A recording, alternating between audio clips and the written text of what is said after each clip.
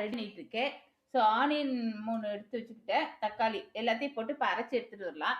இது நைட்டே ஊற வச்சு கொண்டக்கடலையை நான் வேக வச்சு வச்சிருக்கேன். கொஞ்சத்தை வந்து கையால் நசுக்கி வச்சிருக்கேன். ஓகே. சென்னா மசாலா பாக்கெட் தேவைப்படும். தூள் இருக்கு இல்லையா, அது தேவைப்படும்.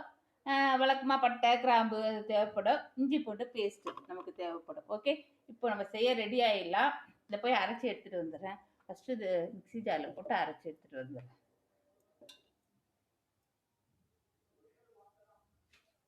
வந்தாச்சு, கடாயை வச்சாச்சு. தேவையான ஒரு 3 டீஸ்பூன் அளவுக்கு எண்ணெய் ஊற்றிருக்கேன். ஸோ பட்டை கிராம்பு பிரிஞ்சி இலை எல்லாம் போட்டு தாளிச்சிக்கிறோம். நெக்ஸ்ட்டு பார்த்தீங்கன்னா கருவேப்பிலையை கொஞ்சம் போட்டுக்கிறோம். தள்ளி போயிடலாம். ஓகே. வதங்கட்டும். நம்ம இஞ்சி பூண்டு பேஸ்ட்டு சேர்க்கணும். பேஸ்ட்டை மேலே போட்டுக்கலாம். கொஞ்சோண்டு போடுங்க, நிறைய போடணும்னு அவசியம் இல்லை. ஸோ அது நல்லா வதக்கி விட்டுக்கோங்க. வதங்கட்டும்.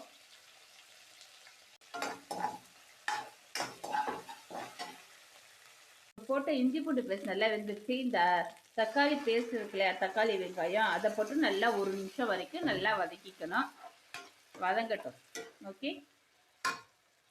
தக்காளி வெங்காய பேஸ்ட் பாருங்க, நல்லா வதக்கி விட்டுக்கணும். அப்போதான் பச்சை ஸ்மெல் இருக்கக்கூடாது. ஓகே. மிளகாத்தூள் போட்டுக்கோங்க. ஒரு 1.5 டீஸ்பூன் அளவுக்கு நான் போட்டுக்கிறேன். ஓகே. போதுமாச்சு எனக்கு. இதையும் நம்ம 1 நிமிஷம் வரைக்கும் நல்லா வதக்கணும்.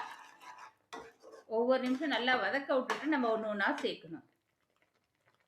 இந்த சென்னா மசாலா இருக்கு இல்லையா, அது சேர்க்க வேண்டிய நேரம் வந்தாச்சு. என்ன பிராண்ட்னு பார்த்துக்கோங்க. ஏதோ ஒரு பிராண்ட். ஓகே. கொஞ்சமாக போடுறதுனால எதுவும் ஆகுது, நல்ல ஃப்ளேவர்ஃபுல்லாக இருக்கும். ஸோ இது ஒரு 1.5 டீஸ்பூன் கொஞ்சம் தாராளமாக போட்டுக்கிறேன். ஒரு 2-3 டீஸ்பூன் எடுத்துக்கோங்க. அப்போ தான் ஃப்ளேவர் வந்து நல்லாயிருக்கும். போதும்னு நான் நினைக்கிறேன். இதுவும் 1 நிமிஷம் வரைக்கும் நல்லா வதங்கணும். அப்போ தான் நமக்கு டேஸ்ட் வரும். ஸோ இந்த நேரத்தில் நம்ம உப்பு கூட சேர்த்துக்கலாம். நான் போட்டுக்கிறேன். எடுத்துக்கலாம். ஸோ நம்ம கடலையில் கொஞ்சம் உப்பு போட்டு தான் வேக வச்சா, அதுக்கு தகுந்த மாதிரி போட்டுக்கோங்க. வெயிட் பண்ணலாம். 1 நிமிஷம் இது வேகட்டும். வதங்கிடுச்சு. இப்போ இந்த கொண்டக்கடலை இருக்கு இல்லையா, ஒரு 1/4 அமுத்தி வச்சுருக்கேன். முழுசாகவே போட்டிருக்கேன் ஒரு இதை. ஓகே. அப்படி போட்டு கலக்கி விட்டுருங்க.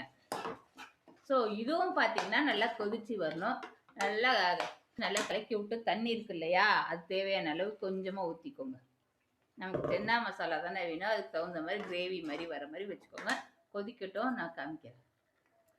கொஞ்சோண்டு போட்டுக்கோங்க, ஒரு பிச்சுக்கே. ஏன்னா ஸ்வீட்டாக நமக்கு ஒரு எடுத்து கொடுக்கும். ஓகே. கொஞ்சமாக போட்டுக்கிறேன். ஸோ கொதிக்கட்டும். மேலே கொத்தமல்லி தலையை போட்டுக்கலாம். கொத்தமல்லியை போட்டுக்கலாம்.